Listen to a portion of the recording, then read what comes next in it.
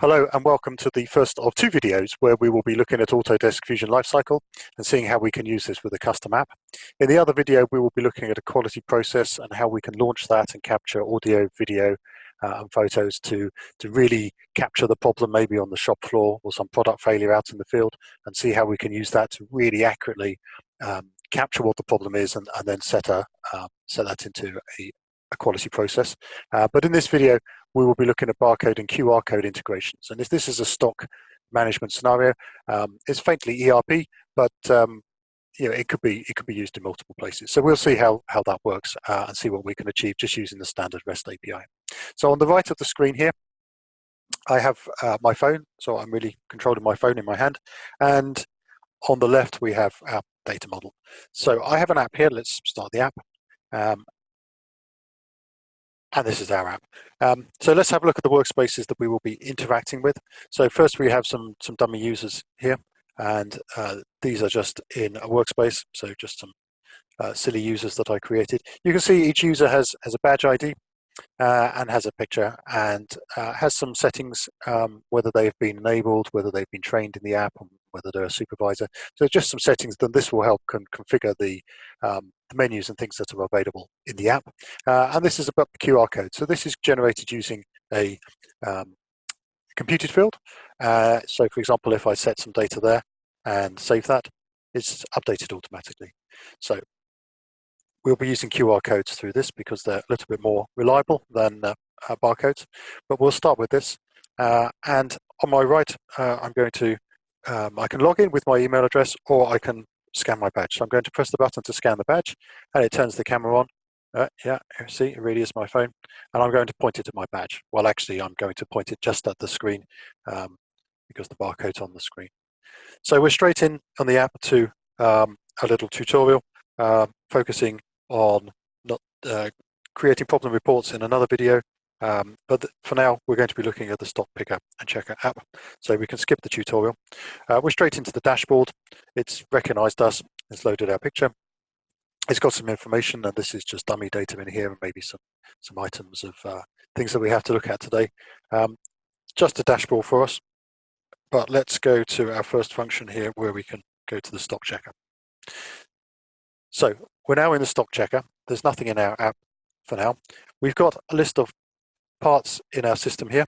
Each part has got a little bit of metadata about it, and maybe a thumbnail, so we can see the stock level, how many are on order, and some other metadata like unit cost and weight, just a small set of data.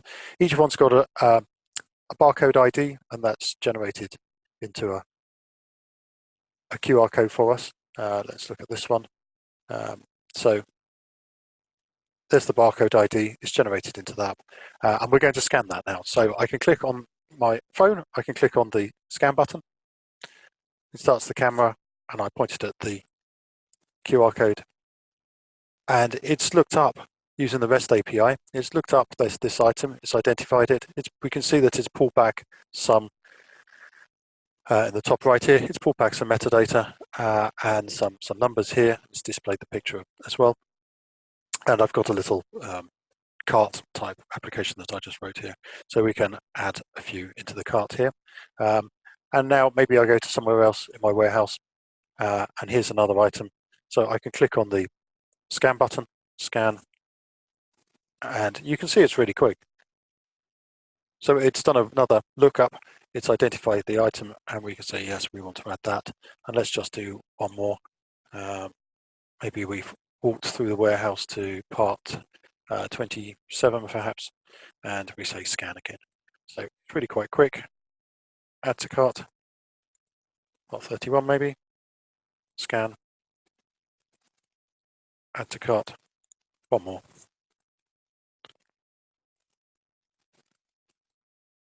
Okay, and we can say add to cart. So I've got a small basket appearing here. Now I'm going to go to the menu and say save cart. So this is just displaying some data about our cart. We've got two functions here. So we have 4 products in our cart and 8 items because we have multiple of some. And we're going to save that cart to Fusion Lifecycle. So I'm going to click on this checkout cart button. and it comes back with this message here. Stock decremented DMS ID is 73031. So what's that? Let's refresh this app transaction workspace. So in this workspace, a transaction item has been created. We can open this. We can see the user and we can see his picture again. So there's a link to the user. We can see the function here. It's called decrement stock.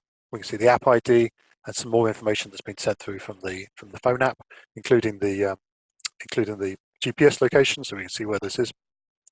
And now we can go to the bill of materials tab,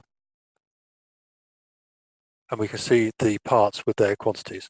So we've sent through, using the REST API, we've sent through a payload to create this item here, and then a JavaScript trigger has come in and intercepted the item and started doing the processing here. So these items would have their stock levels decremented or whatever we want to do. We don't have to write the logic in the app. We write the logic in Fusion Lifecycle as a JavaScript trigger, which is much easier to do. So it's just a simple scenario here. We've got some users, we've got some parts, and at the end of the processing, we've turned our cart into a transaction. I think the performance is pretty good. The package that I've used here will allow me to compile both Android and iOS apps.